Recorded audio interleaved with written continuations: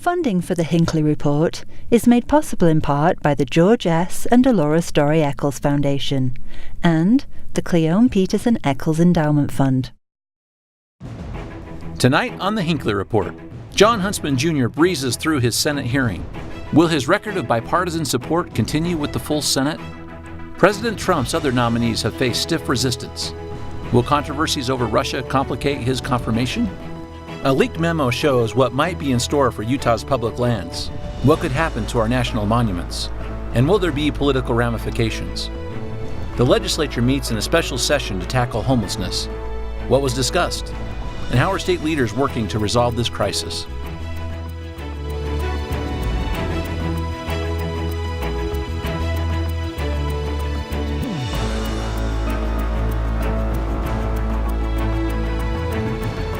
Good evening, and welcome to the Hinckley Report. I am Jason Perry, Director of the Hinckley Institute of Politics. Covering the week, we have Natalie Gochner, Director of the Kem C. Gardner Policy Institute. We have Rich McKeon, Co-founder and Chair of Levitt Partners, and Michelle Price, Political Reporter with the Associated Press. Glad to have you all with us. Great to be here. A lot of things happen in politics, but let's jump into our own favorite, Jon Huntsman Jr. for just a moment. Met before the Senate this week and the Foreign Relations Committee and didn't have any tough questions. Ambassador to Russia, but nothing about him. You watched that, Natalie. Tell us, why didn't anyone grandstand about this? You know, I mean, it was refreshing, right, actually, that there wasn't all this grandstanding and that this good governor was able to answer questions and not be in a situation where he's set up, so to speak. But I think it made sense because he's a guy that has worked for both sides of the aisle, a no labels guy, and they gave him a pass. Well, they sure did. I mean, this was the chance for them to take shots at Trump, to talk about Russia, but they really didn't. Either Michelle or Rich. Well, go ahead, Michelle. I was just say Democrats have a lot to like in Jon Huntsman. You know, he worked for Obama. He's held a very sensitive diplomatic post by being the ambassador to China, and he came in and he made a pretty clear declaration early on, kind of staking a line out different than the president, saying that there's no question that Russia interfered in our election. So he kind of showed that he understands the gravity of the post and is putting the country's interests first and foremost. And this seems to be his DNA, really, is to be a diplomat. And when you think about somebody from Utah who has been an ambassador to China and Russia and other places as well, so it's remarkable attributes that have brought him to this stage. And I think he's just demonstrating that, and people are responding to his competence there. We had many elected officials that were saying from both sides of the aisle, and I want to show this graphic from our own Senator Mike Lee, who said, "I cannot imagine anyone as well qualified to serve as U.S. Ambassador to Russia as my friend and former boss, Jon Huntsman Jr." Yeah. That's some high praise. Go ahead. But he's got some tough stuff going in Russia, too. I mean, you got the election issues, but you've got all of the other issues relative to Syria and to North Korea and to, just issues with regards to their relations in Europe generally. It's been a remarkable run for Russia, and it is going to be a difficult slot, I think, but one that'll demonstrate, I think, well his skills. What do you make of Michelle's point there, that it was something that Jon Huntsman Jr. said that there's no question that there was Russian interference in our last election? Is that a big statement from him? Because it's not exactly what President Trump has been saying. Go ahead, Natalie. Well, I mean, that's what you get with the Trump administration, right? You get a lot of doublespeak, and there's not a lot of consistency, and it almost doesn't matter if someone who's appointed by Trump disagrees with Trump, because one day you'll be a friend, one day you'll be an enemy, and then you'll make up. I mean, that's just what happens in this presidency. I do want to say one thing, though, about Governor Huntsman. I interacted with him, I think, within 3 or 4 days of this nomination, he and his wife, and it was in an intimate setting. And I saw in Jon Huntsman and in his wife the sacrifice that they knew they were signing up for, to go be in Russia at this time, serving this president. And I was just struck by the public service side of this, how humbling it is to go serve your country in this way. I know this sounds sort of mushy and whatnot, but truthfully, this guy's going to go to Russia and have no privacy in his life.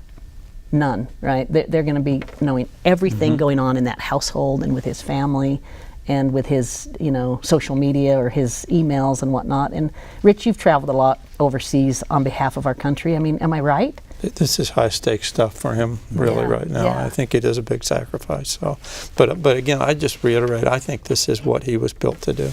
Yeah, truly. It's his greatest skill set. You can be trained in diplomacy, but he's a true diplomat, apart from just the training. Incredibly knowledgeable about geopolitics. Yes, he knows it really well. So coming from China, I mean, he understands how those forces work. If you push here, it's going to pull there. He's not just coming from Barbados as an ambassador or something. Some cush job. Right. That is for sure. Let's talk about the push-pull. Rich, you've been in the push-pull business the last couple of weeks on the Count My Vote initiative. Thank you. This is back in. You're one of the people in the state that started this. Tell us what's happening. Feel free to reveal whatever you'd like today, but this is in the news. Something's about to happen. Well, this has been an interesting process. We started this Count My Vote thing literally in 2009. Began to talk about just the turnout in polls and the fact that Utahns were not coming out to the poll, and you can attribute a lot of that to our election process. And so we've worked our way through this process, filed an initiative, settled with the legislature on a compromise that was called SB 54. And frankly, people want to go back and check. I've said it was an eloquent solution, and it was. But but there are a group of people, and we were perfectly happy with these two ways to get on the ballot, a caucus convention and through signatures. And we have seen the value of it, even as recently as the 3rd district race, in terms of creating more choice and more options. But there is a group of people who are bound and determined that there is only one way to have elections in the state of Utah, and that's caucus convention. And at every turn, they have discriminated against those who have gathered signatures. They have used party resources to discriminate against them. They have done things in party platforms to discourage the dual path. There is sufficient energy among this group that they believe there's only one way to do it, that we think that the people really need at some point to decide this. And this seems to be the optimal and best time for that to occur. So we are planning to reintroduce the initiative of a direct primary system in Utah. So that's coming soon. So the people who are looking at this, particularly in Republican parties, suggest that maybe you're the one, or this group is the one going back on the deal that you made with the legislature. Is that true? Do you view it that way? Well, I believe, like I say, we were perfectly accepting of SB 54. Thought it was a grand solution, but the consistent efforts, and we've seen it peeking its way into the legislature. We've seen it in party politics. We've seen it in the way that people have treated and tried to discriminate against signature gatherers. I don't think we're going back on the deal. I think what we're saying is the people need to decide this. Can I ask, after the governor's primary last year, where he went through convention, he went through a signature primary, John Curtis's race, same thing this year. Do you still see value in caucus convention system? Is it bringing us anything in our politics? Well, what those elections are revealing is that there's been a real significant disconnect between what the caucus produces and what the electorate chooses. In the 3rd district race, 70% of the voters voted for someone who was not chosen by the caucus convention system. And that's a pretty significant turnaround. The same thing really in the Herbert race. There was just he won by, I think, 44% in a race that he lost, if you want to, at the caucus convention system. Well, I think it's also important to just think about the people who did sign the original Count My Vote initiative. 120,000 signatures, something like that, Rich? About 112 is where we ended up, 112, 113,000. There was an expression of, we want to open this up. And a lot of those people that signed didn't get to be part of the decision to compromise. And so I think given where we're at and everything we've seen, I think it's right for this state to let the people decide on an election matter where the legislature and the people in the Central Committee of the Republican and Democratic Party are conflicted. Yeah. What do you think? Michelle, you brought up the governor. What about John Curtis as well, right? Right. So explain the ramifications of this. If the initiative goes forward and the only way to get to this primary is through a signature gathering process, kind of give us the lay of the land in the political world. What we've seen, as soon as we had this second path to the ballot, we saw some legislators and some, I think it was Senator Mike Lee, some surprising moves that people who took the signature gathering route to just kind of have that backstop if they didn't make it through caucus convention. But with John Curtis's race at the convention, I think we had 12 coming into convention day.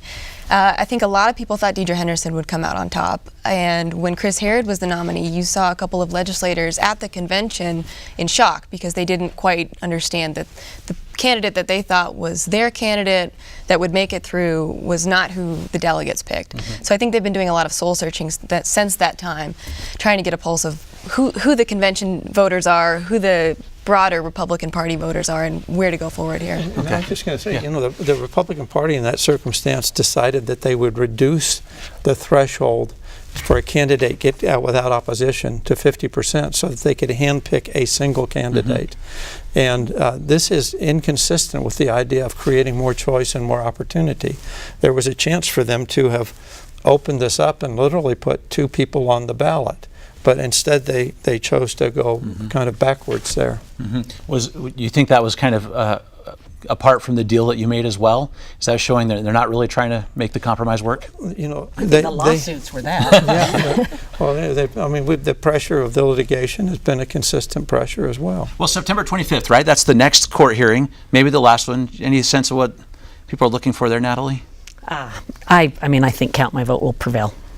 I think that is evident as well. However, I don't think we're going to know for quite a while because that is a hearing and the judicial process seems to march itself at a very slow pace.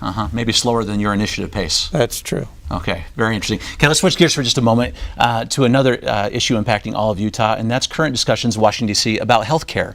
We have a new bill out, the Graham-Cassidy bill. Details still coming on this thing. Why are we getting to this one now? Is this different than what we have seen already from other kind of repeal and replace efforts? Yeah, let me maybe just kind of tee this up a little bit. First of all, healthcare is in an interesting place, and I think we are all myopic in the way we look at what's going on in the legislature and Congress. And we believe that all of a sudden it's moving this way. We have been in a lurching mode for 25 years in healthcare, and we are migrating towards a uniquely American system, and we aren't there yet. And we're not going to be there with Graham-Cassidy if it passes, and we're not going to be there with Obamacare because iterations are going to occur. But what we all agree on is that this is an unsustainable system that we have. And what Graham-Cassidy attempts to do is to basically shift the center of control from the federal government to the states. It attempts to equalize the amount of financial resources that are going per person to the states. And people who are winning are delighted with this, and people who are losing financially are having difficulties with it. But this is the last shot probably that they have under the process of reconciliation. And that unique process in the Congress allows you to get by with 51 votes basically and that expires on September 30th. The parliamentarian has made that clear. So this is last shot. Now take just a moment on the point. So the idea with this bill is this is essentially block grants to the states for them to do this. What does that mean exactly for us as a state? So we can sit here and talk about the politics of can they get this done, and chances are they can't. But if they get it done, I'm with Governor Herbert on this. I think that bringing money to our state would be very positive for Utah. And I say that because we have a great track record of balancing, fiscal responsibility with innovative government services. And I think we could take that block granted money and do a truly Utah, healthcare solution. And I think that would be very positively received. And I realize some people are critical of that we didn't expand Medicaid and different things, but if you block grant that money to our state, I bet our legislature could do something very powerful for healthcare. But does this set it up for what you said just a moment, Rich? Are there going to be serious winners and losers in this? Well, the winners among and states? losers. Yeah, among states. Yeah. But I think That's the why it winners won't and pass. losers are where they are presently, because there's a disparity between what per person allocations are going to Mississippi versus Massachusetts, and it's significant. And those will be equalized. But block grants are really, the federal government comes out and leaves a bag on a stump and gives you the money, and away you go, and you have the resources to now design your own system. And the idea behind this is to create, really, I think, a competition of ideas that people will begin to use in these laboratories of democracy. Very interesting. Michelle, on the political side of this, so what are you hearing on the street? Are people saying, hey, the Republicans making good on their campaign promises? This is the repeal and replace we were waiting for? Or is this just the last Among some pass? officials, this is. I mean, Governor Gary Herbert's very excited about this proposal. He was actually working with a bunch of other governors and Rick Santorum to help craft this before it was introduced. This is what they've been asking for. Just give us the money. Let us figure out what we want to do with it. Rich talked about this moving power from D.C. to the states. The debate has moved there too. We've got a group of governors that's supporting it. We've got a group of governors that's opposed and very concerned. Nevada Governor Brian Sandoval, he's a Republican. He's concerned they're going to lose a lot of money in Nevada. States that expanded Medicaid, they're going to take a big hit, at least initially. Jason, I want to add one other just point that I think is really important. So Utah's healthcare system is very different from other states. I say that because we're the youngest state in the country. That affects healthcare. I say it because evidence-based medicine is a very, positive thing in our state, Sure. Rich, nation leading. Intermountain Healthcare does so many great things. Our academic medical, hospital is award-winning. And then we have a state that is willing to go reform and do things like what we did to state pensions and the like. So when you take all the uniqueness of the Utah healthcare market and give us the money to go design something for our population, I think it'd be terrific if we could get it done. And this competition, just to create perspective, the financial burden that has occurred on state. When Mike Leavitt was elected governor, 4% of the general fund budget went to Medicaid. It's over 20% now, and it has crowded out the ability to do all the other discretionary things. We have an unsustainable system. We got to figure out better ways to do it, and we're en route to do that. But we got another 15 years of this before we'll get there, in my opinion. Very interesting. Michelle, based on what you're hearing, likelihood of passage? Oh, I mean, I think we all learned last year not to predict votes, but I thought I'd get you on that one. I think we've heard that they have a very tight deadline. They can't afford to lose many votes. I think they've got one or two that they're this hinges on right now. Senator Murkowski, John McCain's kind of waffling, but his governor's backing it, so we'll see. Maybe the next Are week they we'll waiting see. for a CBO score? I mean, we don't know exactly, right? CBO should come out next week. I think this goes to finance on the finance committee on Monday. The hope is that they'll vote, but I think the CBO score comes out Monday, Tuesday in that time frame, and if it does, it will have an impact on people's thinking. My understanding is that the CBO score will just tell us how much it's going to cost. It's not going to tell us how many people would lose insurance across all those states, which helped sink some of those past proposals. So That's an interesting concept if that happens. they'll be missing some key data there. All right, Yeah. we all need to be watching that one closely. There's Watch a lot on Alaska and Arizona. those are the two. Those are the two. That is exactly right. And so I think they are kind of looking for the CBO, for the score to see exactly how much this is going to cost. Okay, let's talk a little about what our legislature is doing in terms of money on their own issue that's been kind of front and center, and that's the issue of people who are experiencing homelessness in the state. This has been something elected officials are really getting into right now. We had a special session this week called by the governor to address it. Natalie, what were they trying to do? Well, I mean, the great news is that the state has stepped in. Not a city issue, not a county issue, a statewide issue. And you mentioned this off air, Jason, but what we're all thinking is quite interesting is that rural legislators and people all around the state are starting to understand that this is a state issue, not a Salt Lake City issue. And you think about it, someone doesn't grow up homeless in Salt Lake City and then stay in Salt Lake City. I mean, they grow up in Holiday, they grow up in Ephraim, they grow up in St. George, and they come to Salt Lake City. That's where the services are, and that's just kind of how the culture works. So the real positive thing is the legislature is stepping up, putting up money. Big kudos to Speaker Hughes for making it such a high priority. And then the big policy innovation for someone like me is making the differentiation between lawlessness and homelessness. Those two things. They are making that distinction. They That's are, true. and it's so important, right? Because there's just different remedies to lawlessness than homelessness, and they mix the two. So overall, we should have been doing this 10 years ago. We should have been doing this 5 years ago, but I'm just pleased to see it now. Michelle, take a second on this great point that Natalie made too about this is a statewide issue, because people look at the homeless population, they think that it's largely in Salt Lake. Right. So why is everyone worrying about it? And that's a false assumption. I mean, if you talk to officials all along the Wasatch Front, up in Ogden and Provo, they've got concerns not only that they've started seeing more homeless individuals in their communities, if there's some associated drug crime kind of in the area, people preying on them, but Mike Noel, a very rural legislator from Kanab, he actually gave a very strong defense of this during the special session, made the point that Salt Lake City is our capital, it's the key to the state, and this is the kind of thing that doesn't just come up in a vacuum. We're going to see this elsewhere if we don't learn how to tackle this issue.